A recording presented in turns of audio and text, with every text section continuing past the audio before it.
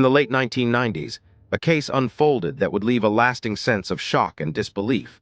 One centered around a man named Andrew Dykes and the devastating violence that ended the lives of his girlfriend and young daughter. From the outside, Andrew Dykes appeared unremarkable. He lived a quiet life, kept largely to himself, and was in a relationship with his girlfriend, Tanya Denise. Together they shared a young child. To neighbors and acquaintances, nothing about the family suggested the tragedy that was about to occur. Behind closed doors, however, the relationship was deteriorating. Tensions had been building for some time, fueled by arguments, instability, and a growing sense that the family was unraveling. Friends later described the relationship as strained, with frequent conflicts that hinted at deeper problems.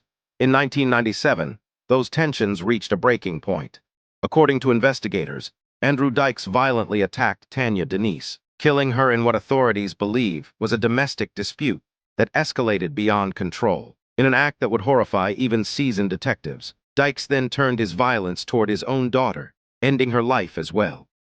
After the murders, Dykes attempted to conceal what he had done. Evidence suggested efforts to hide the bodies and delay discovery, actions that pointed to awareness of guilt rather than a momentary loss of control. But no attempt at concealment could undo what had already happened.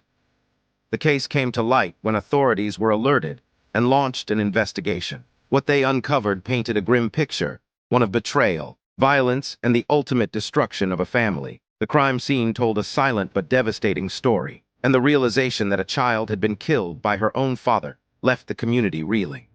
Andrew Dykes was arrested and charged for the murders. In court, the evidence against him was overwhelming. Prosecutors laid out the timeline, the forensic findings, and the deliberate actions taken after the killings. The defense offered little that could explain or justify the brutality of the crimes. Dykes was ultimately convicted and sentenced to spend the rest of his life behind bars.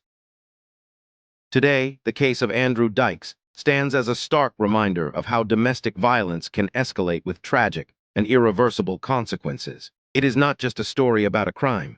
It is a story about lost lives, broken trust, and the warning signs that too often go unnoticed until it's too late.